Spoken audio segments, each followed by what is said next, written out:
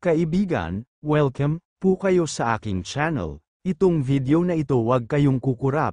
Pagmasdan ng mabuti, tingnan ang ginawa ni Duterte kay De Lima. Kaibigan, please like and share. Yes, former Senator De Lima, what is this about?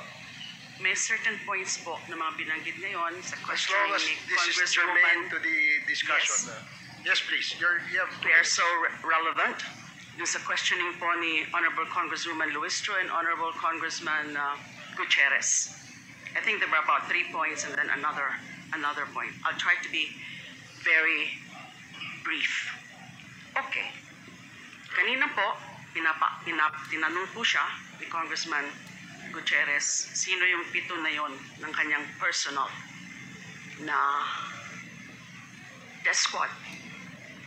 Bigla ko pong naalala na si Mr. Edgar Matubato, sinabi niya po yung tungkol sa Lambada Boys because Edgar Matubato was a member of that Lambada Boys, the civilian component of the DDS. At tamang-tama, meron din po siyang binanggit na 6 na pangalan. So hindi ko po alam kung kilala po ito ng dating Pangulo, ng dating Mayor.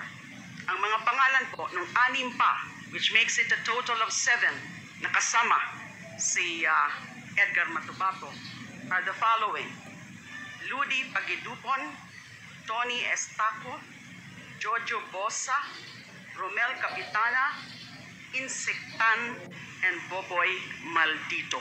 A total of 7 names. So I'm wondering now, curious po ako, yun hubat kaya maaari sila yung 7 miyembro ng personal death squad.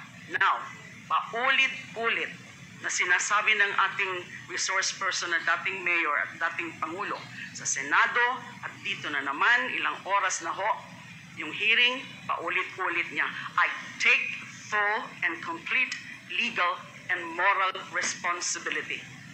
Sa tingin po kaya ng dating Pangulo at dating Mayor, kapag sinasabi niyan, ang ibig ba po niyang sabihin o kaya ang kanyang paniniwala ay maa-absuelto na yung lahat na sumunod sa kanyang mga illegal orders of kill, kill, kill? Nagkakamali rin po yung mga polis kung yan din po ang iniisip nila dahil inaako na nung pinaka-mastermind yung principal by inducement na siya lang ang merong responsibilidad. Mali pong pag-iisip yun.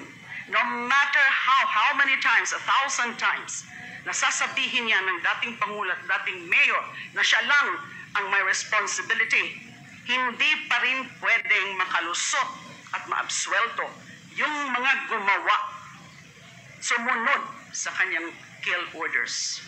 Now, number 3 point, because I'm just going to raise at this point 4 points. Yung kanina po, yung tungkol dun sa personal guilt, that was in the course of the questioning of the Honorable Gutierrez. So, paulit-ulit din pong sinabi ng dating mayor, ng dating Pangulo, na yung pumatay mismo, yun ang may personal guilt. Totoo. Yung gunman, yung hitman, yung assassin, siya mismo ang pumatay. Siyempre, personal guilt na yan.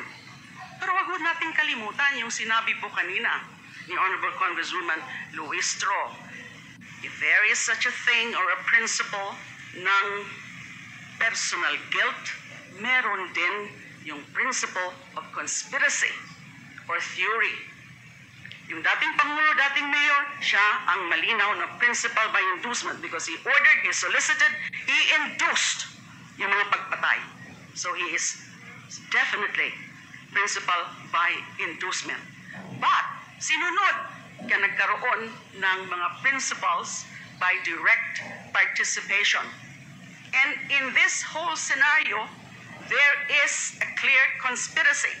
And when it comes to conspiracy, the act of one is the act of all. Yung ginawa ng isa, yung gunman, ay ginawa din yung nag-udyok sa kanya, yung principal by inducement. Last point I want to say at this point. Kanina po, napansin nyo, hindi nga niya po masabi yung pangalan ko.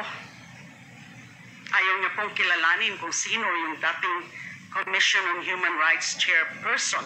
Sabi daw, again, nung tinatanong o dun sa mga punto ni Congresswoman Luistro, hindi niya kilala kung sino man yan, yung taga-CHR na yan.